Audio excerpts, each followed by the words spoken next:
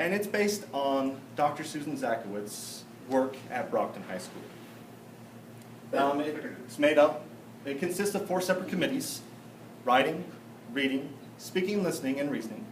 And it's all guided by a steering committee. Sorry. Teacher empowerment is the key to this whole initiative. Every teacher in Garden City is using it. Every student in Garden City is using it. And we empowered our teachers because all of the committees are chaired by teachers. The 4 subcommittees are made up of all the schools in Garden City, and it's chaired by a teacher. Our steering committee is made up of administrators and teachers from the district, and again, it is chaired by a teacher in the district. Because we wanted this to be teacher-driven. Teacher-driven. And we began with writing because, as Sue Zakowitz says, writing is thinking. Each of the committees met and they set a goal. They were going to unpack the standards, and they were going to create a prioritized list of skills that each and every Garden City student needs to be successful. After making this list of skills, we decided that we would start with answering a question. Seems like a broad topic, but looking at the skills involved, we decided it was a great jumping off point. And this is an introduction to a lesson for one of our race lessons. We code this math prompt, and we're going to propose a response. We're going to listen to identify if a prompt is a question or a statement. We're going to share an oral response with a partner, and we're going to compose or write a written response that embeds our prompt in the question. Now, this didn't happen overnight. We met twice a month for 9 months before we were finally able to come up with our race strategy. 9 months. A lot of work, a lot of teachers, a lot of opinions, but we didn't give up. So, after rolling out this new strategy to every teacher in every building and to every student, we gathered evidence of student work. As a steering committee, we looked at that student work, and we looked at what was working well, what wasn't working so well, and what we needed to address for next year. Because as previously mentioned, the work is never done. Now that you've heard about curriculum instruction, that couldn't be possible without the assessments. So here to tell you a little more about the assessments, we have Annette and Kara. Hello, my name is Kara Droman, and I am a literacy coach. My name is Annette Segovia, and I'm also a literacy coach. And we're going to talk to you about what assessments look like in Garden City. We believe that assessments are such an important part of student success and our teacher instruction that we see assessments as an ongoing cycle. And I know after listening to this wonderful presentations about culture and about curriculum and instruction, those were really powerful. You heard about new strategies, and now you're going to come to hear about the most exciting of all, assessments, right? That's the most exciting part of it. Well, usually when we think about assessments, we might think they're tedious, they're time-consuming, and even boring. Not in our district, though. Our district sees assessment in a very different way. Our teachers are excited, and they're eager to learn their students' results. One way that you can see this in action is when you look at our data walls, whether it's AIMSweb or DRA, you can see that we follow our students' progress. This is also done just to help our students achieve. So what makes our data collection successful? Well, before we begin, we gather pieces of information about each child. Once we gather those pieces, a puzzle comes together and we can start to see a bigger picture. But you might ask yourself, how do we gather those pieces? Where do we start? Assessments need to be purposeful. We know that all assessments need to answer a question and they need to have a purpose. So our district has created an assessment schedule with a purpose in mind. They also need to be consistent. The schedule keeps the district assessing in a timely manner, and it allows our teachers to be consistent in what assessments are given and when they are given. Fidelity. They also need to be followed with fidelity. This is very important. To make our data valid, we need to follow the same assessments with fidelity. This is an example of our universal screening assessments. We have K through 12 dates as well as types of assessments that we use throughout the district. So once our data is collected, you might ask yourself, Where do we go from here? What's next? our data is used as a tool. It needs to be shared with your teachers, with your parents, and with your students. So with our teachers, we know that research is saying that when students' academic performance is improved, that's when our teachers are involved in those data discussions. So make sure that you're involving them. Here we have a couple of examples. These are some data walls that we have. We share these with our teachers at our grade level meetings and at our individual coach meetings. We have some Ames Web data walls. And then the next slide, we also have some progress monitoring walls. This is a different type of wall. This wall includes both Ames Web and DRA, as well as student information. Some of the information that you will see here would be if the student maybe has been in the Spanish track, if they have been retained, if they're currently receiving special education services, but all of this information is kept confidential.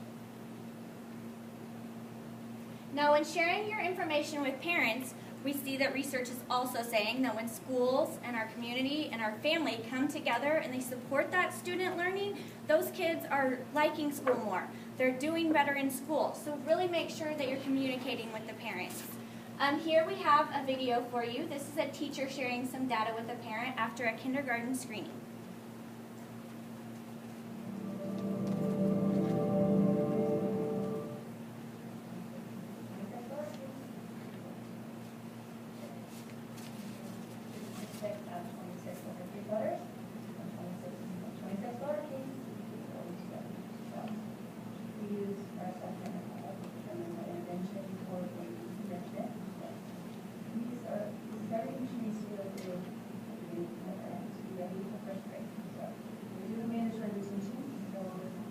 She's not above a 23, then she would be in again.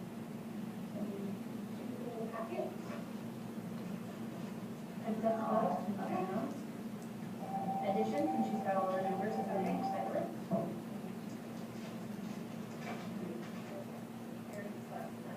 What did you feel was most important to share with her?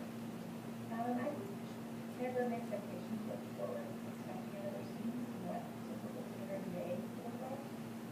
They have to be showing parents the data that they use and how they can have other assessments for you. And a lot of parents are just shocked when they find out what our data looks like and what we require of her. Well, what other data did you share with parents throughout the school year? We use Ames Web, both for reading and math. The important part of the Ames Web is used for learning presentation and the graph. Parents can see where their child was compared to the year, and see numbers. And I think that's pretty motivating for them, especially with parents who are maybe more precise and they can see those things moving in the graph from the end, and I think it's very telling. So it's huge, and maybe huge progress.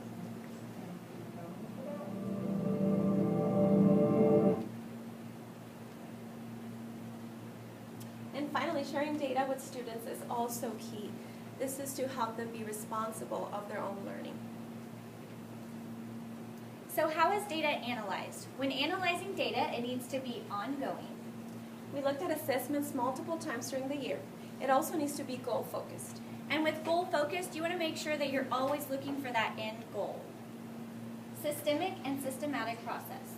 It also needs to be systemic and systematic. In Garden City, we follow the MTSS process for data analysis and making decisions.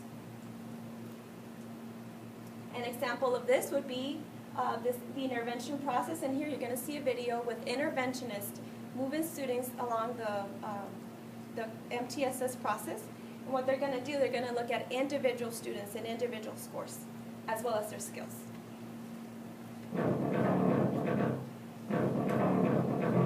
This student is working on phonics skills, soft C and hard C. We are progress monitoring her on her level with our CBM. In a transitioning classroom, And so he went from a grade level 1, and then he reached his grade level 1 goal, so we progress monitored him now on 2nd grade level.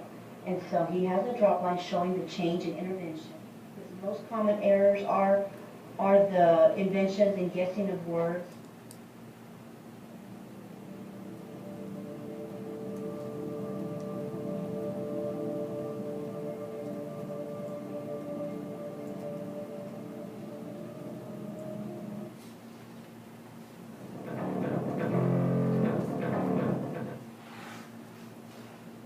So how are decisions made? In USD-457, we use data to make all of our decisions. There are 2 main areas that we use data to make decisions. This is another video that you will see. The MTSS process is an interview with some interventionists from a K through 4th elementary school, and they're going to talk to you about what programs do they utilize with their students and what are the interventions that they do.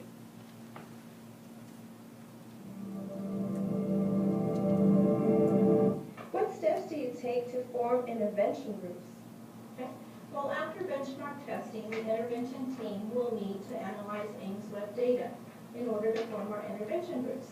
Students who fall under the 10th percentile that are in red receive 60 minutes of intervention, while students that fall under the 25th percentile, our Tier 2 students, will receive 30 minutes of intervention.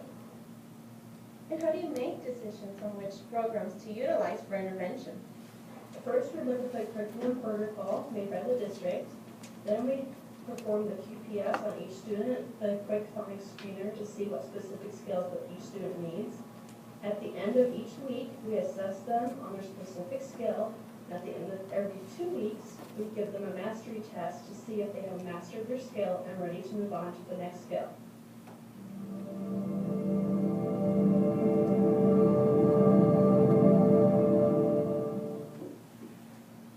How do you keep track of students' progress?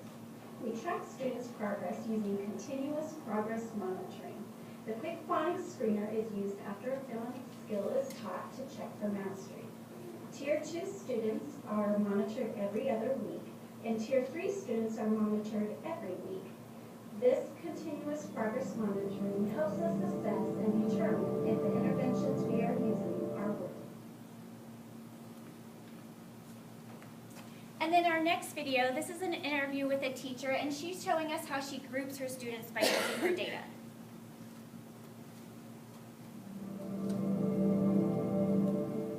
What data do you use when you're selecting the books that you're going to use?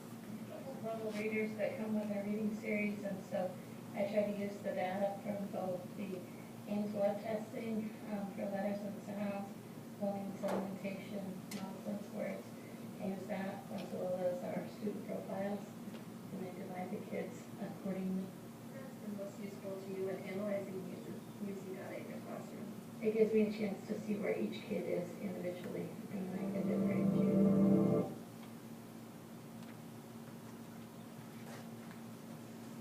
The last piece of assessments is a very important piece, which is monitoring. What we do is we use our walkthrough for monitoring our instruction, and in the walkthrough form we focus on writing, our small group instruction, our whole group instruction, independent reading, and we also focus on the rigor and relevance framework. Data-driven instruction would not be possible without monitoring. Our coaches, administrators, and even peers use these walkthroughs for cognitive coaching, which of course is going to lead to exemplary teaching. So remember, data is good, but only as good as the systems in place for collecting, sharing, analyzing, decision-making, and monitoring. And now we're going to turn it to Katie and Carrie, which are going to talk to you about professional development. Not as interesting as assessments, but sorry, what can we do? We shall see. All right, my name is Katie Upton, and I'm an English teacher at the high school in Garden City. And I'm Carrie Lynn Steelman-Schmidt, and I'm a 3rd grade teacher at Buffalo Jones Elementary School. And my partner and I, we're going to talk to you guys today about professional development. And there are some great things about professional development, but there's one thing that's not so great, and that is it's a lot of sit and get. So up on your feet, we're going to take a 7th inning stretch. For you baseball fans, you've got 10 seconds to stand Okay. up, stretch, get the 10 blood on the clock. flowing. 10, 9, 8, 7, 6, 5, 4, 3, 2, 1. All right, we'll do some seats. All right, we got to get back to work. Our bosses are here. So when we are talking about professional development, the first thing we need to know is, what does a model school's professional development look like? That's right. And so far we have talked to, where's our king of enthusiasm over there, about leadership and culture. We've talked to the co-ed crew of curriculum and instruction and the gorgeous ladies of assessment. These are all vital pieces of the puzzle. But how do you transform a school culture if one of these areas is weak? It all comes down to professional development. And numerous educational experts have said that when a school is implementing professional development or trying to revamp it, it needs to focus on 3 things: effective leadership, job-embedded professional development, and professional learning communities. And in Garden City, we implement all of these into our professional development. So we're going to start with the first one, promoting administration and teacher leadership. How do you do that? Well, so far we know that we need to analyze our data to identify our weaknesses. We're going to talk about how you can analyze your staff to identify your strengths. You can use those strengths to build up your weaknesses. Great point. A school who wants to improve on professional development must implement or use their administrators and their coaches. Our district has literacy coaches and math coaches that serve as local experts on the latest research. And they take data from our walkthrough observations, formatives, and maybe even perhaps just dialogue with the administrators, and they find out what areas teachers are struggling in and develop ways to help those teachers to make them better teachers. As we said, the coaches and administrators provide direct assistance to the staff members who need it. Now, we understand that not everyone in this room may have both a math and a literacy coach, and you may not have the funds to create that position. So Carrie, what do? You use your expert teachers. Every school has great teachers. We need to support them, encourage them, and give them opportunities to share their success and their ideas. They can be the driving force of change in your school. And in education, change is the name of the game. So just by show of hands in here, how many schools represented have in some way, shape, or form felt the economic turmoil in education lately? Budget cuts, anyone? That's right. Well, in Garden City, we felt it as well. And one effect that had is we were no longer able to go out of state to bring in our professional development. We had to home grow our resources. And through that process, we realized that the experts that we needed were right in our classrooms. And so our administrators ask these teachers to do one of 2 things, or perhaps both. One of the things they can ask the teachers to do is lead professional development. The other way to make teachers leaders is to ask them to serve as mentors. And in Garden City, we have developed a mentoring program. This is when we pair expert veteran teachers with incoming teachers. Now, let's be honest. How many of you would have appreciated a mentor teacher during your first year? I treasured mine. Yes, absolutely. Hopefully we all have. The whole idea behind the mentoring program is to alleviate some of the stresses that come with being a first-year teacher. So in order to revamp or bump up your professional development, you've got to allow your administrators, coaches, and teachers to be the leaders they are meant to be. Okay, so the second part, incorporating job-embedded professional development. Now, all of us at some point in time have sat in an in-service and thought to ourselves, I am getting nothing out of this. That's certainly not the case here, right? Absolutely not. No one's making grocery lists or checking their Facebook accounts. Okay, One guy back there. Very good. So that's why it is so incredibly important that the professional development that we are providing to our teachers is the professional development that they actually need. One way Garden City does this is we have implemented release time. And this is a great concept that the teachers love. And here's basically what it is. Our powers that be have designed a program that offers teacher-led professional development outside the regular school time. And the benefit of this is teachers can choose to attend any release time professional development that they want to, as long as it is district approved. This means that once I have my 7 hours of professional development time, I don't have to sit at a general professional development day that doesn't really apply to me. I am released for that day. And I'm sure you guys can tell I'm kind of a dance to the beat of my own drum kind of girl, but when it comes to professional development, that is even more true. When I looked at the professional development needed most in our district, analyzing the data of the building and district as a whole, the areas of weakness didn't happen to be my personal areas of weakness. So I was able to spend those 7 hours focusing on what I needed and got to skip out on 7 hours of generalized professional development. Everybody wins. I got to pick out a MOOC, an online course on Coursera that addressed mentoring new teachers.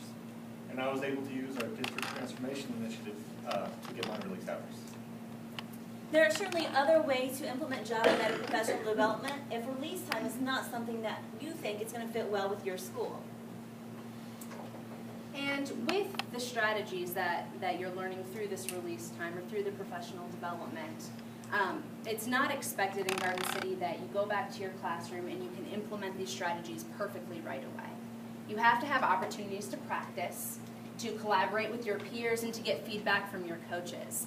And just like with our students, teachers, adults need multiple exposures to content to truly master it. So with the ample opportunity to practice these skills and strategies, administrators, when they come into our classrooms, they expect to see us practicing these strategies and improving each time they come in. And if you'll see, the time to do this is embedded within our workday. Here's a calendar of the professional development at the high school. And you'll notice that these are all the topics that we're going to cover: iPads in the classroom, unpacking Common Core standards in core areas. This is all very relevant to the teachers, which makes the professional development part of it right on. All right, another way to incorporate job-embedded professional development into your school is to focus on what skills the students need. Now, research states that most of our kids are going to have jobs that don't even exist yet. So what do your teachers do? How do we prepare them for this? Well, we teach them 21st century skills. At the high school, as Beth stated earlier, every student in the building has an iPad. That means every teacher in the building has an iPad as well. And the high school didn't just give these iPads to the teachers and go, hey, here's an iPad, teach the kids how to use it, you're on your own. Absolutely not. Most of us would be terrified in that case. All right? Our high school put together an iPad development team that provides lots of support and professional development to the teachers to ensure that they have become the experts they need to be to then teach the students. Now, we understand that not everyone in this building may have an iPad. And really, when it comes to technology, no school is ever going to be on the exact same playing field as the school next door. So what do? Well, you've got to admit you must be using technology. Make sure that you give your teachers the training that they need to be experts in the classroom. That's right. Even our professional development is moving towards the 21st century. And this is not just for schools and districts that have iPads for every student and iPods and laptop computers. If you have internet connection, then you have access to state-of-the-art, innovative resources and trainings for your teachers. A few of our favorites are webinars, Khan Academy, iTunes U, TED Talks, and our district is currently using Nexpert. Nexpert is an opportunity for us to build lessons online, to learn from experts, and to connect with other educators. Another way to ensure job-embedded professional development in your school is to ask your teachers to create SMART goals. And at our school, or in our district, teachers are required to develop 3 SMART goals. One must be school-wide, which is usually determined by your administrator. One is content-specific, which usually provides data and is based on student achievement. And then finally, an individual goal, which also could relate to that release time we talked about earlier. But let's look at the content-specific goal and how it becomes job-embedded. My content-specific goal this year had to do with our race writing initiative. I determined that 80% of my students would be able to write and incorporate evidence into their writing. Now, I was well aware of the fact that if I was going to make this my number and this my goal, I was going to have to take that data to my principal. Now, luckily, I met my goal, so I didn't get in big trouble. Thank you, partner. But here's the deal. If you take that data to your principal, if you've developed your SMART goal and you didn't meet it, that data is not served as a kind of getcha thing, not at all. But it's supposed to serve as a way for you and your administrators to talk about why you didn't meet your goals and perhaps give you some ideas for professional development that will help you reach those goals in the future. Next piece of the puzzle, foster professional learning communities. Well, how can you do this? You've got to provide your teachers with PLC time. And not only teachers, but everyone involved in the learning process. Our PLCs are formed with administrators, sometimes we have parents there, and at the high school, our counselors are in our PLC meetings.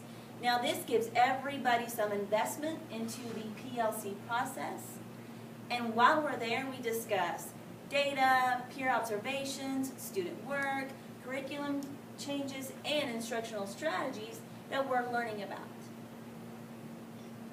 So Katie's talked a lot about collaboration time, and you may be wondering, with all of this collaboration time, how are teachers finding time to do teachery things, grading, lesson planning? How is there time for that? Well, up here you can see the minutes per week of both collaboration and personal plan time that teachers receive in our district. And we are very lucky to be in a school district where the Board of Education and administrators have fought hard through budget cuts to preserve our planning time. And we greatly appreciate that, so thank you. that. Not only do administrators need to ensure that teachers have time to plan and collaborate, but they've also got to make sure and monitor that the PLCs are working effectively. Now, we've all sat up here and talked to you all about some of the great things that are happening in Garden City, but we are a work in progress, and probably one of the weakest areas that we have is the PLC time. And we know this because our administrators have developed surveys where they ask teachers, what do you think of PLCs? How's it working? What's working? What can we do differently? And then our administrators are taking that data and trying to find ways to revamp and redevelop our PLC time to make sure that it is valuable and constructive and relevant. In fact, our district is so dedicated to building lifelong learners that they are offering master's reimbursement and ESL endorsement to all certified staff, and we're using it. In my school alone, we have 15 certified staff classroom teachers, and 18 staff members have pursued their master's degree in the last 5 years. That's pretty incredible, I think. So let's sum this up for you. Now I know we've repeated it and you're probably tired of that PD word by now, but we want to make sure you've got those takeaways like Dr. Atha stated earlier. When looking and studying how to revamp professional development, make sure that it contains effective leadership, job-embedded professional development, and finally, please use those PLCs. Incorporate them, use them, foster a good culture, study data, practice with your curriculum and instruction. That all happens in that PLC time. So it is so empowering for teachers.